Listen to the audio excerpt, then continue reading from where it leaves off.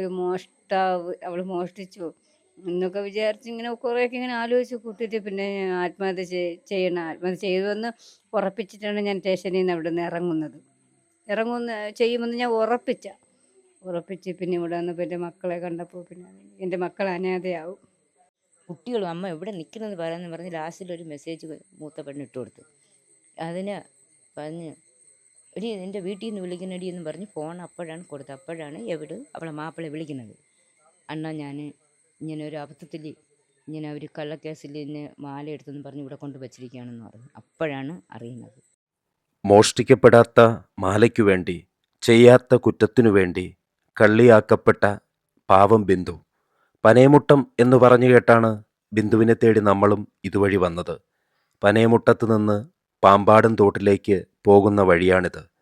പകൽ പോലും കാട്ടുപന്നികൾ കൂട്ടമായി വിഹരിക്കുന്നിടം. ഇവിടെയാണ് ഒരു നേരത്തെ അന്നത്തിനും ഒരു കൂരയ്ക്കും വേണ്ടി മാത്രം ഒരു കുടുംബം ജീവിക്കുന്നത്. അതും വളരെ സത്യസന്ധമായി, ആരുടെ ഒരു മുതലും ഇന്നോളം കട്ടെടുക്കാതെ. ബിന്ദുവിനെയും കുടുംബത്തിനെയും അറിയാം. അവർക്ക് നമ്മോടും ചിലത് പറയാനുണ്ട്. പോയി വരണതായിരിക്കും നമ്മൾ വിചാരിച്ചത്. പിന്നെ കുറച്ച് കഴിഞ്ഞപ്പം അവിടുന്ന് ആൾക്കാർ കൊണ്ടുവരണം. നമ്മൾ വിചാരിച്ച് നമ്മൾ പെട്ടെന്ന് മേളിൽ നിന്ന് ഇറങ്ങി വന്ന് മേളിലാണ് നമ്മൾ നിൽക്കണം. മേളിലിറങ്ങി വന്ന് ഇവിടെ കയറിയപ്പോൾ കുറച്ച് ആൾക്കാരിരിക്കുന്നത്. അപ്പോൾ നമ്മൾ എന്തെങ്കിലും ചോദിച്ചു. അപ്പോൾ പറഞ്ഞു ഇതുപോലെ മാല മോഷണത്തിന് കേസ് വന്നതാണെന്ന് പറഞ്ഞു. പക്ഷേ ഒരു പോലീസ് സ്റ്റേഷനിലല്ലായിരുന്നു വന്നത്. കളർ ഡ്രസ്സ് ഇട്ട് യൂണിഫോം ഇട്ടിട്ടുണ്ട്. പക്ഷെ അതിൻ്റെ മീതെ കൂടെ കളർ ഡ്രസ്സ് ഇട്ടിരുന്നത്. അവരൊരു 8-8:30 ആയപ്പോൾ ഇവിടെ എത്തി. ശരിക്കും ഇത് ഇളയ കുട്ടിയാണ് ഇവിടെ ഇരിക്കുന്നത്. നമ്മുടെ ബിന്ദു സിസ്റ്ററുടെ ഇളയ കുഞ്ഞാണ്. മോളുടെ പേരെന്താ? ശാലിനി. ശാലിനി എത്ര പഠിക്കുന്നു മോളെ? നീ 10ാം ക്ലാസ്സിലോട്ട്. ആരായിട്ടാണ് ചേച്ചിയുടെ ആരാ? എൻ്റെ അനിയത്തിയാണ്. ഇത് എന്താണ് തുടക്കം മുതലേ ഈ ജോലി തന്നെയാണോ? ഇല്ല, ഇപ്പോൾ ഈ വീട് വെച്ച ശേഷം അവള് പിന്നെ വിചാരിച്ച് രണ്ടുപേരും കൂടെ പോകാൻ വലിയ ബുദ്ധിമുട്ടല്ലേ, ഒരാൾ എന്നെ കൊണ്ടുവരണേ. അപ്പോൾ മാപ്പിളക്കാരനോട് ചോദിച്ചപ്പോൾ പോകാൻ പറഞ്ഞു. അപ്പം പിന്നെ 3 വർഷം കൊണ്ട് വേറൊരു വീട്ടിലാണ്, അവിടെ വെറുകട. അമ്മച്ചി മരിച്ചപ്പോൾ സാറ് പറഞ്ഞു ഇനിയിപ്പോൾ അമ്മ വേണ്ടല്ലോ, അമ്മ ഇല്ലല്ലോ, ബിന്ദു ഒരു കാര്യം ചെയ്ത് വേറെ അടുത്ത ഒരു ഓഫീസിൽ തിരക്കി പോകുമെന്ന് പറഞ്ഞു. അങ്ങനെ ഇപ്പോൾ പോയതാണ് ഈ സംഭവങ്ങളെല്ലാം വന്നത്. തുടക്കം മുതലേ ഈ ഒരു ജോലി തന്നെയാണോ ബിന്ദു എന്ന് പറയുന്ന ആൾ തിരഞ്ഞെടുത്തത്? ആ വിദ്യാഭ്യാസ യോഗ്യത അനുസരിച്ച് വേറെ ജോലിക്ക് വേണ്ടി ശ്രമിച്ചിരുന്നോ? വേറെ ജോലിക്കൊന്നും പോയില്ല, ഈ അടുക്കള പണി തന്നെ. ഇപ്പോൾ ഈ പുതിയതായിട്ട് ഇവിടെ വന്ന ശേഷം നമ്മൾ ഇവിടെ അല്ലായിരുന്നു. നമ്മൾ അങ്ങ് കരിക്കുഴി എന്ന് പറഞ്ഞ സ്ഥലത്ത് വാടകയ്ക്ക് താമസിച്ചു. അപ്പോൾ നമ്മളിവിടെ അപ്പോൾ ഈ വീട് പാതിയാക്കി ഇട്ടിരിക്കണേ ഉള്ളൂ, പൂർണ്ണമായില്ല. അങ്ങനെ പിന്നെ നമ്മൾ തിരിച്ച് വേറൊരു വീട് നമുക്ക് കിട്ടിയപ്പോൾ നമ്മളിങ്ങ് വന്നു. ഇവിടെ വന്നും കൊണ്ട് ഈ വീടിനെ ശരിയാക്കി. പിന്നെ ഒരു ലോണൊക്കെ ഉള്ള വീടാണ്? ലോണുണ്ട്. എത്രയുടെ ലോണാണ് ഉള്ളത്? കുറേ കടഞ്ഞ് തീർന്നു. പിന്നെ പഞ്ചായത്തിൽ നിന്ന് കൂടെ 3-4 ലക്ഷം കിട്ടിയ, ഇനി കുറച്ചുണ്ട്. അപ്പോൾ ഈ വീടുകളിലൊക്കെ ഇങ്ങനെ അടുക്കള ജോലി ചെയ്ത് കിട്ടുന്ന തുച്ഛമായ വരുമാനം കൊണ്ടാണോ ഈ വീട് ഇങ്ങനെ കഴിഞ്ഞു പോയിക്കൊണ്ടിരിക്കണേ? രണ്ടുപേരും കൂടെ ജോലി ചെയ്ത് അങ്ങനെയൊക്കെ കഴിഞ്ഞുകൊണ്ട് പോകുന്നു. പിന്നെ കുട്ടികളെ പഠിപ്പായി, രാവിലെ ചോറായി, കാപ്പിയായി. അവർക്ക് എത്ര കുട്ടികളാണുള്ളത്? രണ്ട് പെൺപിള്ളേർ. അന്ന് ഒരു 3:30 മണി മുതൽ രാത്രി ഫുള്ള് അമ്മയെ കാണാതിരുന്ന ഒരു ദിവസം അല്ലേ? നിങ്ങൾ ആ ദിവസം എങ്ങനെ എന്തുമാത്രം ടെൻഷൻ അടിച്ചു, എന്തുമാത്രം വേദനിച്ചു, എന്ത് കരുതി? വിചാരിച്ച് അമ്മ 6-6:30 ആകുമ്പോൾ വീടെത്തും. ഇവിടെ ബസ്സുണ്ട്. അപ്പോൾ ഇവിടെ എത്തണേണ്. പക്ഷെ അന്ന് നമ്മൾ വിചാരിച്ച് ചിലപ്പോൾ വഴി തെറ്റി പോയി വരണതായിരിക്കും നമ്മൾ വിചാരിച്ചത്. പിന്നെ കുറച്ച് കഴിഞ്ഞപ്പം അവിടുന്ന് ആൾക്കാർ കൊണ്ടുവരണം. നമ്മൾ വിചാരിച്ച് നമ്മൾ പെട്ടെന്ന് മേളിൽ നിന്ന് ഇറങ്ങി വന്ന് മേളിലാണ് നമ്മൾ നിൽക്കണം. മേളിലിറങ്ങി വന്ന് ഇവിടെ കയറിയപ്പോൾ കുറച്ച് ആൾക്കാരിരിക്കുന്നത്. അപ്പോൾ നമ്മൾ എന്തെങ്കിലും ചോദിച്ചു. അപ്പോൾ പറഞ്ഞു ഇതുപോലെ മാല മോഷണത്തിന് കേസ് വന്നതാണെന്ന് പറഞ്ഞു. പക്ഷേ ഒരു പോലീസ് സ്റ്റേഷനിലല്ലായിരുന്നു വന്നത്. കളർ ഡ്രസ്സ് ഇട്ട് യൂണിഫോം ഇട്ടിട്ടുണ്ട്. പക്ഷെ അതിൻ്റെ മീതെ കൂടെ കളർ ഡ്രസ്സ് ഇട്ടിരുന്നത്. അവരൊരു 8-8:30 ആയപ്പോൾ ഇവിടെ എത്തി. നീ 10ാം ക്ലാസ്സിലോട്ട്. പഠിക്കണം. അന്ന് എത്ര മണി വരെ നിങ്ങൾ ഇവിടെയൊക്കെ അന്വേഷിച്ച് നടന്നു അമ്മേ? രാത്രി ഞങ്ങളൊരു 7-7:30. പല ദിക്കിലോട്ട് ആൾക്കാരൊക്കെ വിട്ടോ ഇവിടുന്ന്? പല ദിക്കിലും അച്ഛൻ പോയി അന്വേഷിച്ച്, ചേട്ടന്മാര് പോയി അന്വേഷിച്ചൊക്കെ ചെയ്ത്, എന്നിട്ടും കണ്ടില്ല. ഒരുപക്ഷെ അവിടെ നിന്ന് നെടുമങ്ങാട് പോലുള്ള സ്ഥലത്തു നിന്ന് പേരുക്കട പോലുള്ള സ്ഥലത്തു നിന്ന് ഇങ്ങോട്ട് വരാൻ തന്നെ ഒത്തിരി ബുദ്ധിമുട്ടാണല്ലേ? നമുക്ക് പാടാണ്, എളുപ്പമല്ല ഇവിടെ വന്നെത്തുക എന്ന് പറയുന്നത്. അപ്പം അതുകൂടി കൊണ്ടായിരിക്കും ആ വിഷമം ഉണ്ടായത്. പിന്നെ ഒരു കാര്യം ചോദിച്ചോട്ടെ? നമ്മൾ ഈ വാർത്തകളിലൂടെ എല്ലാം അറിയുന്ന ഒരു സംഗതി എന്ന് പറഞ്ഞാൽ, ഒരു വീട്ടിൽ നമ്മൾ ജോലിക്ക് നിൽക്കുന്ന വീട്ടിൽ ഒരു മാല മോഷണം പോകുന്നു. ആ മോഷ്ടാവ് ആര് എന്ന് ആദ്യം അവർ കണ്ടെത്തുക എങ്ങനെയാണ്? വല്ല ഡോഗ് സ്ക്വാഡിനെയോ ഫിംഗർ പ്രിൻ്റ് വിദഗ്ധരെയൊക്കെ വിളിച്ച് അവരതിൻ്റെ തെളിവെടുത്തതിന് ശേഷമാണ് ഒരാളിലേക്ക് പോകുന്നത്, അല്ലേ? X or Y. ഇപ്പോൾ ഒരു വീട്ടിലാവുമ്പം പലതരത്തിലുള്ള ജോലിക്കാരുണ്ടാവും. തേങ്ങ ഇടുന്നവരുണ്ടാവും, അടുക്കള വേലക്കാരുണ്ടാവും, തറ തുടയ്ക്കുന്നവരുണ്ടാവും. ഈ ഒരു വ്യക്തിയെ എന്തിനാണ് അവർ ടാർഗറ്റ് ചെയ്തത്, ഒന്ന് പറയുമോ? അതിനെക്കുറിച്ച് എനിക്ക് അറിയില്ല. 3 ദിവസത്തെ പരിചയത്തിൽ ഇവരെന്തിനാണ് എന്നോട് ഇങ്ങനെ ചെയ്യുന്നത് ഇപ്പോഴും എനിക്കറിയില്ല. എൻ്റെ അടുത്ത് ഭയങ്കര കാര്യമായിരുന്നു.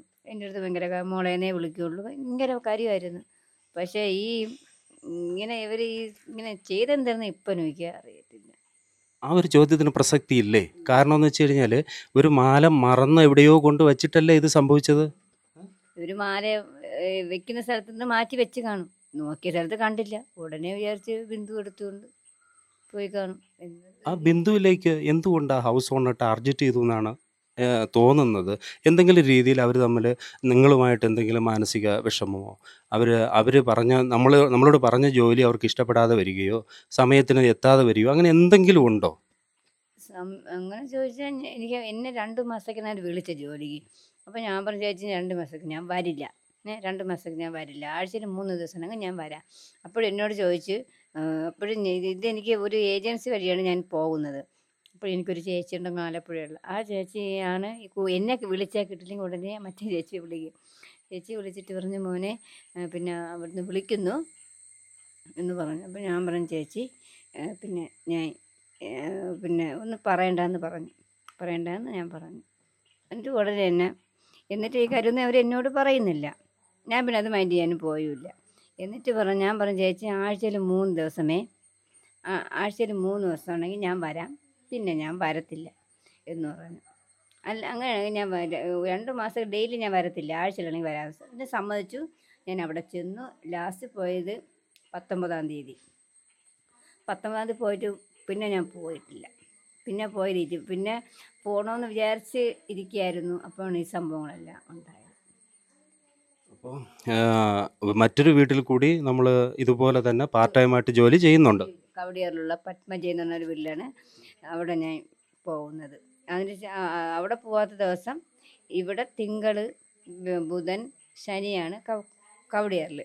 അവിടെ തിങ്കൾ, ചൊവ്വ ആ ദിവസങ്ങളിലാണ് 3 ദിവസമാണ് അവിടെ ജോലി ചെയ്യുന്നതാണ്. 6 ദിവസം. കവടിയാറുള്ള വീട് കുഴപ്പമില്ല. അവർ നല്ല സ്നേഹവും നല്ല ഭക്ഷണമൊക്കെ തരും. നമുക്ക് സമയത്ത് അവിടെ നിന്ന് ഇറങ്ങാം. പക്ഷെ ഇവിടെ 8:30 കയറി 4:30 മണിയായാലും ഇറങ്ങാം. ഇവിടെ എത്തുമ്പോൾ 7:25, 30 ആവും ഞാൻ വീടെത്തുമ്പോൾ. അപ്പോൾ ചേട്ടന് വഴക്ക് പറയും. ഇതൊക്കെ വരുമ്പോൾ 7:30 ആവുമെന്നാണോ പറയണേ ഈ കാട് പോലുള്ള സ്ഥലത്ത്? ചേട്ടൻ വന്ന് കൂട്ടി നിൽക്കാൻ വിളിച്ചിട്ട് അതിനെ അവിടെ നിന്ന് അലച്ചോണ്ട് വരും എന്നെ. എനിക്കെന്നെ പേടി. ഞാൻ ഇങ്ങോട്ട് വരാൻ നേരത്ത് ഞാൻ ഏതോ കാട്ടിലോട്ട് ചെന്ന് കയറുന്ന പോലെ തോന്നി, സത്യം.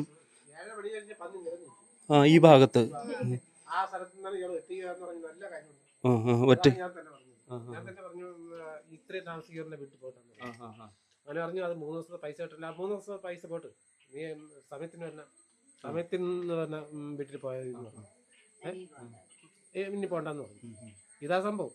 അതുപോലെ അവർക്ക് പണി ചെയ്യാൻ ഇഷ്ടം പോലെ പണിയുണ്ടെന്ന് പറഞ്ഞു. എന്നൊക്കെ പറഞ്ഞു. അത്ര അവിടെയും കിടന്ന് പണി ചെയ്ത് വീട്ടിൽ വന്ന് പണി ചെയ്ത് കുട്ടികളെ നോക്കണമെന്ന് പറഞ്ഞത് വലിയ കഷ്ടപ്പാട്. ഞാൻ കാണിക്കുന്ന രീതിയാണ്. അപ്പോൾ ആ വീട്ടിൽ ജോലിക്ക് വരുന്നവരാരും അവിടെ നിൽക്കുന്നില്ല എന്നൊരു ചാൻസ് ഉണ്ടോ? നിൽക്കാതിരിക്കണുണ്ടോ? ആ വീട്ടിൽ പണിക്കാരെ കിട്ടുന്നില്ല ഇവരുടെ സ്വഭാവം കൊണ്ട്? അങ്ങനെ എന്തെങ്കിലും ഉണ്ടോ? അതുകൊണ്ടാണോ ഇവരെ പിടിച്ചു നിർത്താൻ നോക്കിയത് അവര്? അങ്ങനെ ഉള്ളതിനെ കൊണ്ടാണ് സ്ഥിരമായിട്ട് ചെല്ലാൻ പറയുന്നത്.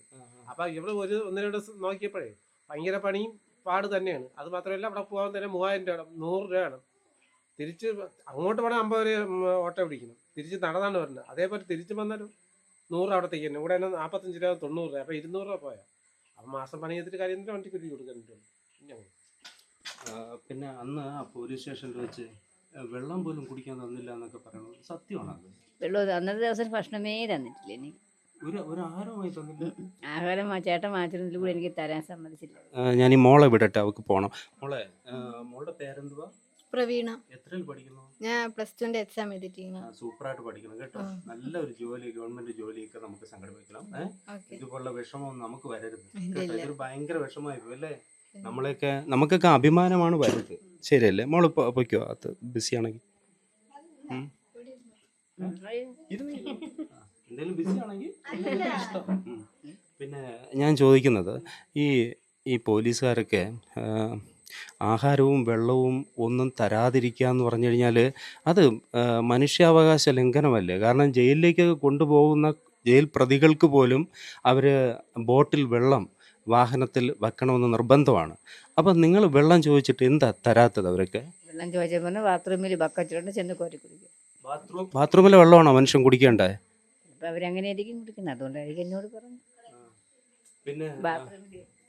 പിന്നെ സ്വാഭാവികമായിട്ടും അവിടെ 2-3 കോൺസ്റ്റബിളൊക്കെ മാനസികമായി ഉപദ്രവിച്ചു എന്ന് പറഞ്ഞല്ലോ. ഭയങ്കരമായിട്ട് എന്നെ മാനസികമായിട്ട് പീഡിപ്പിച്ചത് ഒരു പ്രസന്ന എന്ന് പറയുന്ന ഒരു പോലീസാണ്. ഭയങ്കരമായിട്ട്. ഇപ്പൊ പോലും അവർക്കെതിരെ നടപടിയൊന്നും ഉണ്ടായിട്ടില്ലല്ലോ. അവരെയാണ് സസ്പെൻഡ് ചെയ്യുന്ന SI സസ്പെൻഡ് ചെയ്ത് ഇനി സസ്പെൻഡ് ചെയ്യുമായിരിക്കും. അതിനെക്കുറിച്ച് അറിയത്തില്ല. സസ്പെൻഡ് ചെയ്തേ മതിയാവൂ. സസ്പെൻഡ് ചെയ്യണം. ഇതും ഈ പ്രസന്ന എന്ന് പറയുന്നത് വേറൊരു പോലീസുണ്ട്, പേരെനിക്കറിയത്തില്ല. ആ പോലീസിനെയും ഇത്രയും പെട്ടെന്ന് സസ്പെൻഡ് ചെയ്തേ എനിക്ക് സമാധാനമാകുള്ളൂ. സന്തോഷം എന്ന് പറയാൻ പറ്റത്തില്ല. ഈ പ്രസിഡന്റിന് അവിടെ ഇരിക്കാനുള്ള യോഗ്യത പോലും അയാൾക്കില്ല. അവിടെ ഇരുത്തരുത് എന്നാണ്. അത്ര മോശമായിട്ട് സംസാരിച്ചല്ലേ? അവിടെ ആ കസേരയിൽ ഇരിക്കാൻ അങ്ങനെ യോഗ്യത ഇല്ല. അവിടെ ഇരുത്തരുത്. ഇങ്ങനെ ഒരു ജോലിയും ഇല്ലാതെ ഇങ്ങനെ നടക്കണം. നമ്മളെ പിന്നെ ഈ മാല മോഷ്ടിക്കപ്പെട്ടു എന്നൊക്കെ പറഞ്ഞിട്ട് മെറ്റൽ ഡിറ്റക്ടർ പോലുള്ള എന്തെങ്കിലും അവർ ഉപയോഗിച്ചാണോ പരിശോധിച്ചത്? അങ്ങനെയൊന്നും വെച്ചില്ല. വന്ന് ടോപ്പൊക്കെ മാറ്റിയിട്ട് പരിശോധിച്ചിട്ട് എൻ്റെ ബാഗെല്ലാം പരിശോധിച്ചിട്ട് അങ്ങ് പോയതേ ഉള്ളൂ. അപ്പോൾ ലേഡീസ് മാത്രമേ അവിടെ ഉണ്ടായിരുന്നുള്ളൂ ആ പരിശോധനയ്ക്ക്? ലേഡീസ് മാത്രമേ ഉള്ളായിരുന്നു റൂമിൽ, വേറെ ആരും ഇല്ലായിരുന്നു. ഏതെങ്കിലും രീതിയിൽ ദേഹോപദ്രവം? ദേഹോപദ്രവം ചെയ്തില്ല. പക്ഷേ മറ്റൊരു പോലീസുകാർ അടിക്കാനായിട്ട് ഓടിക്കൊണ്ട് വന്നു. അടിച്ചില്ല. എന്ത് പറഞ്ഞിട്ടായിരുന്നു? എന്ത് പറഞ്ഞിട്ടെന്ന് വെച്ചാൽ മാല കൊടടി എന്ന് പറഞ്ഞിട്ടാണ്. മാല കൊടടി എന്ന് പറഞ്ഞിട്ടാണ് സാർ ഞാൻ മാല എടുത്തിട്ടില്ല എന്ന് പറഞ്ഞ് എല്ലാവരും കാല് പിടിച്ച് ഞാൻ പറഞ്ഞു, സാർ ഞാൻ മാല എടുത്തിട്ടില്ല. ഇത് ശരിക്കും നമ്മുടെ മാത്രം ഒരു പ്രശ്നമായിട്ട് എടുത്തുകൊണ്ടല്ല നീതിപീഠത്തിൻ്റെ മുന്നിൽ നമ്മൾ പോകുന്നത്. പകരം ഈ ലോകത്ത് ആർക്കും ഇതുപോലെ സംഭവിക്കരുത്. അത്രമാത്രം വേദനിച്ചു അല്ലേ കുടുംബവും നിങ്ങളും? ഭയങ്കരമായിട്ട്. എൻ്റെ ചേട്ടൻ ഭയങ്കര കരച്ചിലായിരുന്നു. എൻ്റെ മക്കൾ, എൻ്റെ ചേച്ചി മക്കൾ എല്ലാം എന്ന് വെച്ചാൽ എന്താണ്, ഒരു മരണ വീട്ടിന് തുല്യം തന്നെയായിരുന്നു. മക്കൾ കരച്ചിൽ അങ്ങനെയൊക്കെ. ഏതൊരു വാർത്താ ചാനലിൽ പറയുന്ന കേട്ടു ആത്മഹത്യക്ക് വരെ ആത്മഹത്യ. അവിടുന്ന് ഞാൻ ഇന്ന് വെച്ചാൽ ജനങ്ങളുടെ മുമ്പിൽ പിന്നെ ഇറങ്ങാൻ കൂട്ടുകാരും അതുവരെയും കണ്ട അവരെല്ലാം പിറ്റേന്ന് ഒരു അവൾ മോഷ്ടിച്ചു എന്നൊക്കെ വിചാരിച്ച് ഇങ്ങനെ കുറേയൊക്കെ ഇങ്ങനെ ആലോചിച്ച് കൂട്ടിയിട്ട് പിന്നെ ആത്മഹത്യ ചെയ്തുവെന്ന് ഉറപ്പിച്ചിട്ടാണ് ഞാൻ സ്റ്റേഷനിൽ നിന്ന് അവിടെ നിന്ന് ചെയ്യുമെന്ന് ഞാൻ ഉറപ്പിച്ച് പിന്നെ ഇവിടെ വന്നപ്പോൾ എൻ്റെ മക്കളെ കണ്ടപ്പോൾ പിന്നെ എൻ്റെ മക്കൾ അനാഥയാവും. എന്നാലും ഈ പൊതുജനങ്ങളുടെയും മീഡിയയുടെയും സപ്പോർട്ട് കിട്ടാൻ ഏകദേശം 15 ദിവസത്തോളം പിന്നെയും കാത്തിരിക്കേണ്ടി വന്നു അല്ലേ? പിന്നെ എൻ്റെ വക്കീലാണ് അവിടെ വന്ന് നിന്നത്.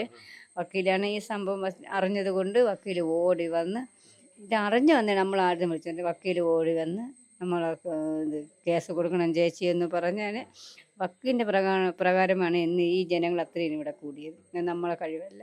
വക്കീലാണ് വിളിച്ച് ചേച്ചി മീഡിയ വിളിക്കണം, ലോകം അറിയണം ഞാൻ ചേച്ചി തെറ്റ് ചെയ്തിട്ടില്ല എന്ന് പറഞ്ഞാണ് വക്കീലാണ് ഈ ജനങ്ങളെയും ഈ ലോകം മൊത്തം അറിയിച്ചത് എൻ്റെ വക്കീലാണ്.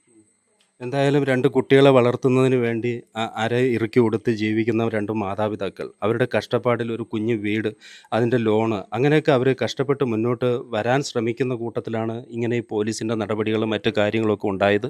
അവരതിൽ നിന്ന് റിക്കവർ ചെയ്ത് അവർക്ക് വരണം. ഈ സമൂഹത്തിൻ്റെ സപ്പോർട്ട് അവർക്ക് ഇപ്പോഴും ഉണ്ട്. കൂടുതൽ സപ്പോർട്ടുകൾ അവരുടെ ജീവിതത്തിലേക്ക്. നമ്മൾ മനസാക്ഷി ഇല്ലാത്തവരല്ലല്ലോ. നമ്മുടെ മനസാക്ഷി ഉണരണം, പ്രവർത്തിക്കണം. ഇത് ഒരാളിൻ്റെ മാത്രം കാര്യമല്ല. ഇതുപോലെ അടിച്ചമർത്തപ്പെടുന്ന സമൂഹത്തിൻ്റെ ഒരു പ്രതിനിധി എന്ന നിലയ്ക്ക് ആണ് നമുക്ക് അവരെ കാണാൻ കഴിയുക. നമുക്ക് സപ്പോർട്ട് ചെയ്യണം അവരെ, ഈ കുടുംബത്തെ. ഒത്തിരി നന്ദി കുറച്ച് സമയം ചെലവഴിച്ചതിന്. ഓക്കെ, ഒത്തിരി നന്ദി. ഇവിടുത്തെ ചേട്ടൻ എന്താ ജോലി? കൂലിപ്പണി തന്നെ, എല്ലാത്തിനും പോകും. കീല് പണിക്ക് പോവും, മണ്ണ് കോരാൻ പോവും, പിന്നെ കല്ല് കോര പിടിക്കാൻ എല്ലാത്തിനും പോകും, എല്ലാത്തിനും പോകും. അങ്ങനെ സ്പെഷ്യലായിട്ടൊന്നുമില്ല.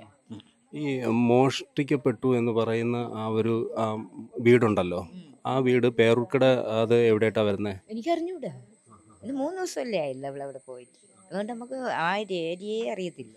ഈ 3 ദിവസം മാത്രം വർക്ക് ചെയ്തിട്ട് പിന്നെ അവിടെ പോണ്ട എന്ന് തീരുമാനിച്ചിട്ട് ഇറങ്ങിയ ദിവസമാണോ ഈ പ്രശ്നം ഉണ്ടായത്? ആ അവൾ വണ്ടിയകത്ത് നിൽക്കുമായിരുന്നു, അതെനിക്കറിയില്ല. പിറ്റേന്നും പോകാൻ ആ തരത്തിന് ആ ആ അത് 3 ദിവസത്തിലൊരിക്കലാണ്.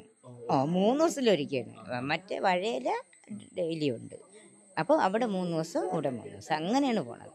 അപ്പോൾ പിറ്റേന്ന് പോകണില്ല, നമ്മൾ പറഞ്ഞ് നാളെ പോകണില്ല, ടൂർ പോവേല്ലേ നമ്മൾ എന്ന് പറഞ്ഞുകൊണ്ട് ഇന്ന് ഇവിടുന്ന് പോയത്. സ്ഥലത്തെല്ലാം പോവേല്ലേ ടൂറിന്.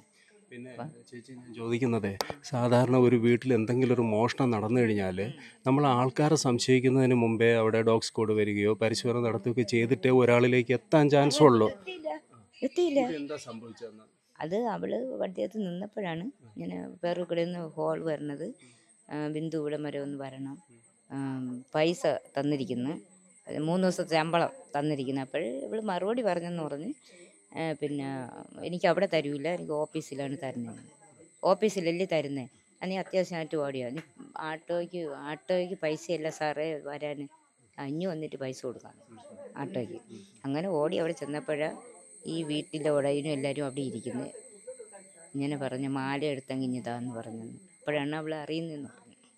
അപ്പോൾ അങ്ങനെ ഒരു മാല, വീട്ടിലെ മാല അവർ മറന്നെവിടെയോ വെച്ചിട്ട് ആ വീട്ടിലെ ജോലിക്കാരുടെ തലയിൽ കൊണ്ട് പഴി ചാരാൻ ആ ഉണ്ടായുള്ള വൈരാഗ്യം എന്തെങ്കിലും ഉണ്ടോ അവർക്ക്? അറിഞ്ഞൂടാ നമുക്കൊന്നും അറിഞ്ഞൂടാ. എന്താണെന്ന് നമുക്കറിയില്ല. നിത്യ പരിപാടി എന്നാണ് പറയുന്നത്.